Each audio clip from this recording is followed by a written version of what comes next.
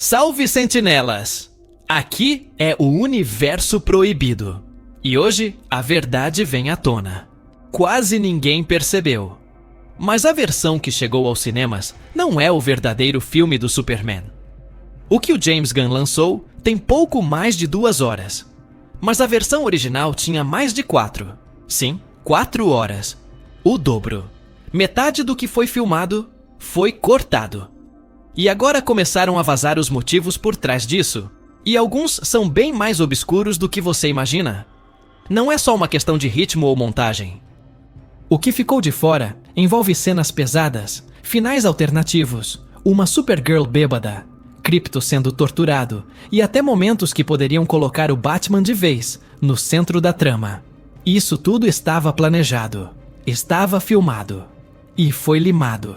Não por acaso, mas por medo da reação do público e da imprensa. O próprio James Gunn chegou a dizer que foi convencido por colegas a mudar o final. Mas o que eles viram, afinal? O que era tão sombrio assim? A Warner decidiu manter a fachada otimista, quase cartunesca, de um DCU para todos os públicos. Mas a existência dessa versão longa, secreta, coloca isso em xeque. É como se o estúdio dissesse: a gente tem coragem, mas não agora.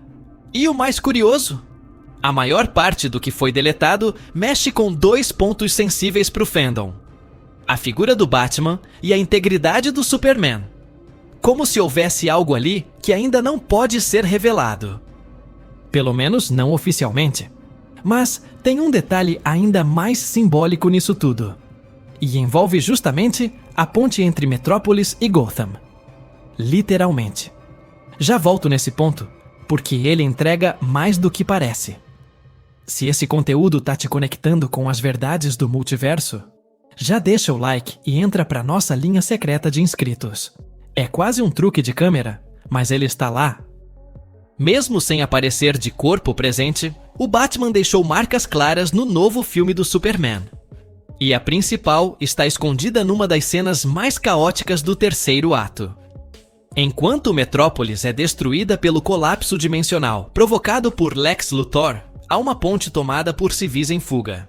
E ali, com placas indicando a direção da evacuação, aparece o nome de uma cidade que muda tudo: Gotham. Pode parecer só uma escolha geográfica, mas dentro da lógica interna do DCU, essa sinalização é um sinal narrativo. Gotham não é só a cidade vizinha. Ela representa o outro lado da moeda, a contraparte sombria.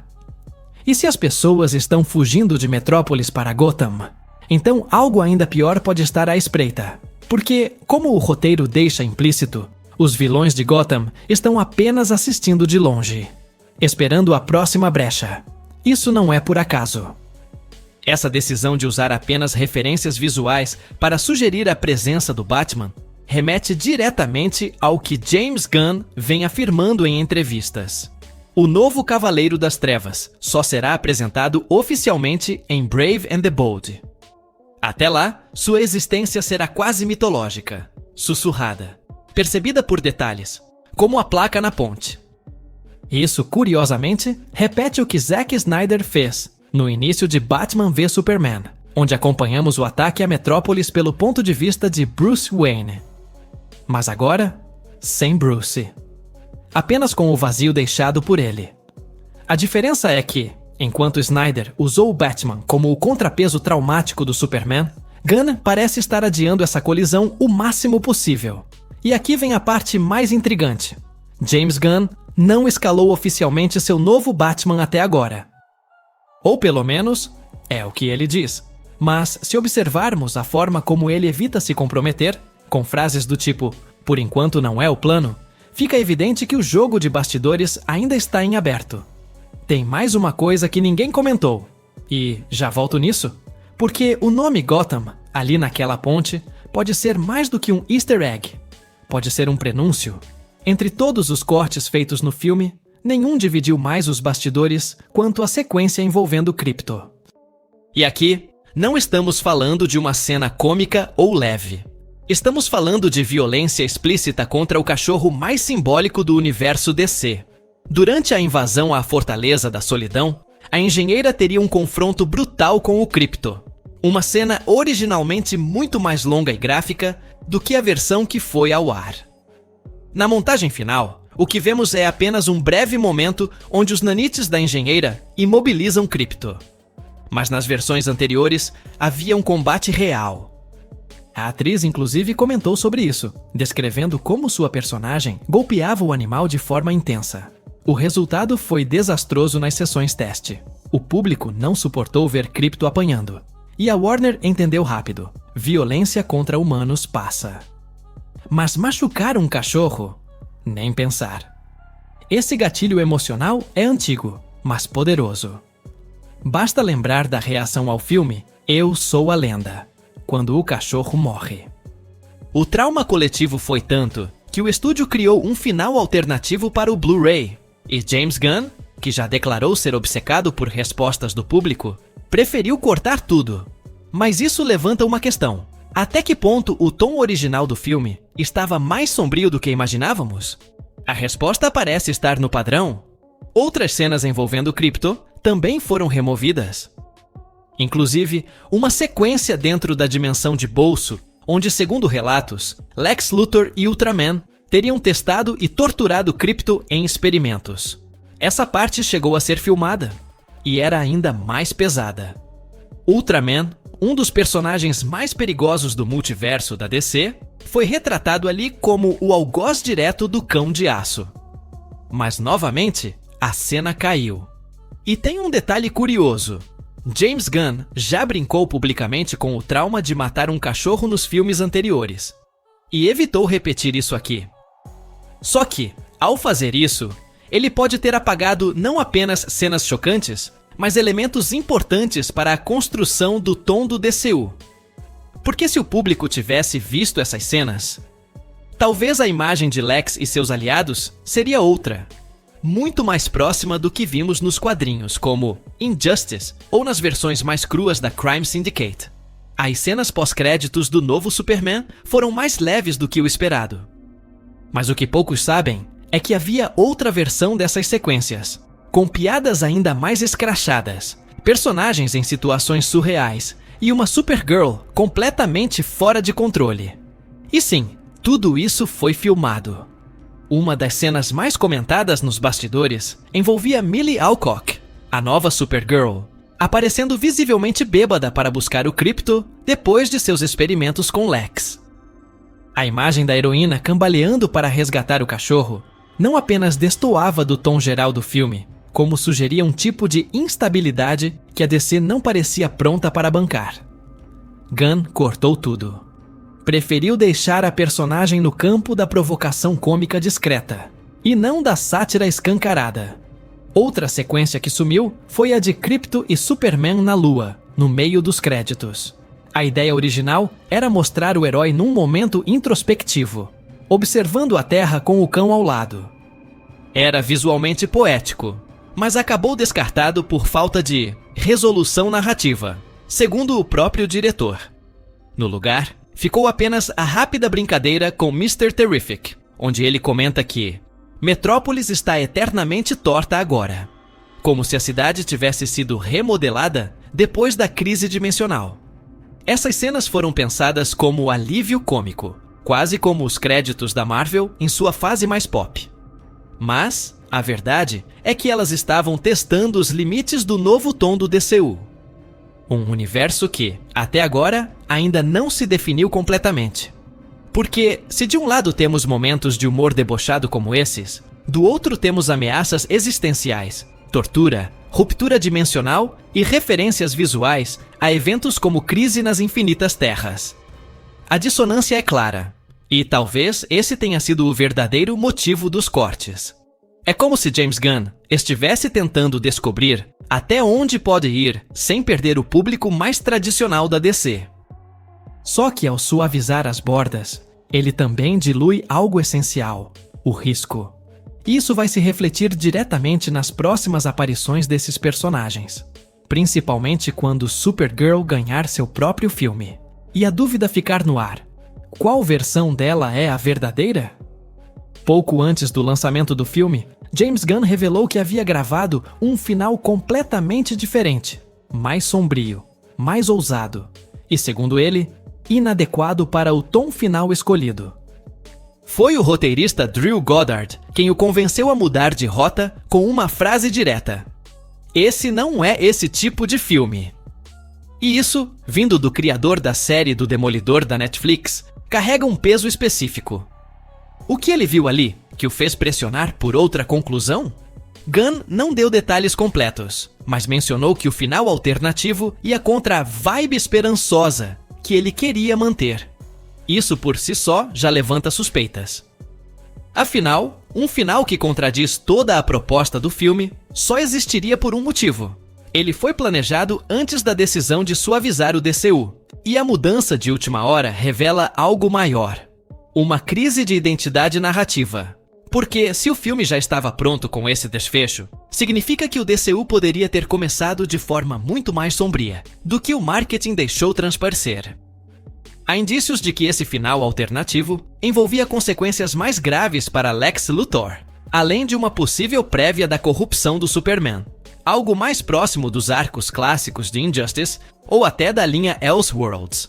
O fato de terem abortado isso tão tardiamente sugere que a Warner ainda teme repetir os erros da era Snyder. Divisiva, intensa, sem espaço para o escapismo leve. Mas essa decisão também compromete a coesão do novo universo. Porque, ao cortar esse desfecho, o filme perde a oportunidade de fazer foreshadowing direto para futuras ameaças, como o Ultraman ou o retorno de um Lex Luthor ainda mais radicalizado. O que sobrou foi uma montagem de encerramento otimista, com sorrisos, memórias e uma trilha suave, quase como se o trauma tivesse sido resolvido de forma instantânea. E aqui entra um detalhe visual que poucos notaram. O último frame do filme mostra Superman sorrindo ao rever suas memórias, como se tudo estivesse sob controle. Mas, ao fundo, na própria composição da cena, há sinais visuais de desordem ainda presente. Ruínas, rachaduras, marcas de destruição não reparadas. Um contraste proposital que sobreviveu ao corte. E que talvez seja a única pista deixada do final mais sombrio. O mais curioso? Isso pode ser justamente o ponto de virada para a próxima fase do DCU. Um ciclo de luz que prepara o público para a próxima queda. E se for esse o plano? Aí sim, essa escolha de esconder o verdadeiro final ganha outro significado. No clímax do filme, quando Lex Luthor desencadeia a ruptura dimensional, Metrópolis começa a se partir como se estivesse sendo aberta por um zíper gigante. Visualmente, é uma das cenas mais impactantes do longa. Mas, narrativamente, ela carrega algo ainda maior. A possibilidade de que o novo DCU já esteja implantando sua versão de um soft reboot multiversal, sem precisar nomear isso abertamente. Esse tipo de colapso visual remete a eventos clássicos como Crise nas Infinitas Terras, onde mundos inteiros se fundem ou colapsam a partir de falhas cósmicas. E embora o filme não verbalize essa conexão, o simbolismo está todo ali. O céu rasgado, a cidade fraturada, a ponte para Gotham. Elementos que, na linguagem visual da DC, são usados para indicar mudança de realidade, realinhamento de universos e, principalmente, transição de era. Um detalhe curioso aparece nos cartazes espalhados nas ruas. Eles indicam evacuação massiva, mas com destino específico: Gotham City. Isso, em plena destruição de Metrópolis, cria um subtexto provocativo. É como se o roteiro dissesse: o caos aqui é tão grande que nem Gotham parece tão perigosa assim. Só que, para o espectador mais atento, isso não é só um comentário irônico. É um deslocamento de eixo narrativo. Metrópolis deixa de ser o centro, Gotham se torna um novo foco de instabilidade. E essa transição talvez esteja conectada ao plano de Gunn para fazer o Batman estrear oficialmente em Brave and the Bold, após as fundações do novo universo estarem estabilizadas. Mas o detalhe mais intrigante dessa cena da rachadura dimensional está em como ela não é resolvida. Não há uma reversão clara. A ruptura acontece e fica. O filme não conserta Metrópolis, apenas mostra as pessoas seguindo em frente, como se aquela ferida tivesse sido normalizada. Isso pode ser uma pista do que está por vir. Um DCU quebrado desde o início, onde os heróis precisam operar em mundos danificados, realidades sobrepostas e leis instáveis. E se essa for a nova regra, então cada filme pode estar se passando em um ponto de convergência diferente. Algo semelhante ao que a Marvel tentou explorar em What If e Loki, mas com um tom mais direto e menos metafísico. Ao contrário do que muitos imaginaram, o próximo filme do Superman não será uma sequência direta. James Gunn já confirmou que está escrevendo novos projetos do DCU, mas que o Superman 2 vai demorar. Isso não significa, porém, que o personagem vai desaparecer. Na verdade, o que está se formando é um quebra-cabeça narrativo, onde o Superman vai reaparecer aos poucos, em participações especiais, conexões cruzadas e possivelmente numa futura aliança com o Batman. Esse modelo remete à lógica dos quadrinhos da fase pré-Flashpoint, onde grandes eventos eram preparados por múltiplas histórias paralelas. E agora, Gunn parece aplicar a mesma estratégia no cinema. Um bom exemplo disso já foi antecipado na série Peacemaker, onde está confirmada a aparição da Justice Gang, com Gavião Negro, Lanterna Verde, Maxwell Lord e um personagem secreto. As pistas apontam para Superman. A escolha faz sentido. Peacemaker já fez piada sobre o cabelo do herói no primeiro filme. Trazer o Superman para uma cena inesperada no final da nova temporada seria a forma perfeita de dar coesão ao universo e, ao mesmo tempo, subverter expectativas. Não seria uma participação heróica, nem trágica. Seria cômica, irônica, mas canônica. Além disso, Gunn já declarou que pretende fazer um filme do World's Finest, unindo Batman e Superman num tom completamente diferente do confronto épico de Batman v Superman. Aqui, a promessa é de parceria, não rivalidade. E isso pode vir antes mesmo de Superman 2. Essa escolha alteraria a cronologia tradicional, mas criaria um ponto de virada interessante. Apresentar o novo Batman já em ação, interagindo com o Superman, antes de qualquer filme solo dele. Essa inversão tem implicações grandes. Primeiro, porque estabelece o tom de cooperação entre os dois heróis desde o início.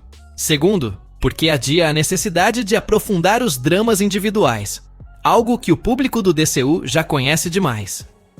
E terceiro, porque abre espaço para inserir novas ameaças maiores, como o próprio Ultraman ou versões alternativas da Liga. Mas tudo isso só vai funcionar se a próxima aparição do Superman for marcante. E esse momento pode vir disfarçado de piada no Peacemaker, ou de sinal visual no Hall da Justiça, que aparece em construção no final do filme. Um lugar incompleto, cheio de murais simbólicos, com rostos parcialmente revelados. Uma promessa. Um aviso. E talvez, uma pista oculta sobre o verdadeiro Batman do novo universo. Há um detalhe curioso e recorrente em todas as falas de James Gunn quando o assunto é o novo Batman. Ele nunca responde com um não. Sempre diz, por enquanto, não é o plano. Ou, não veremos esse personagem antes de Brave and the Bold. Mas há uma diferença entre não ter escalado e não querer revelar. E essa diferença está começando a ficar evidente. Gunn sabe que a presença de Batman é central para a aceitação do novo universo. Mesmo que sua primeira aparição oficial seja apenas no filme solo planejado, isso não impede que o personagem já esteja sendo testado em silêncio, como conceito, como narrativa e até como casting oculto. A Warner já usou essa estratégia antes. Em Batman v Superman, por exemplo, Jesse Eisenberg foi anunciado como Lex Luthor, quando já havia gravado cenas. A lógica de sigilo não é nova. Agora, o que reforça essa teoria está no próprio cenário do Hall da Justiça. Na última cena, vemos os murais nas paredes representando figuras heróicas, algumas com rostos visíveis, outras propositalmente cobertas pela sombra ou pelo ângulo da câmera. Um deles, nitidamente, carrega traços que lembram o capuz do Batman clássico, mas o rosto está incompleto.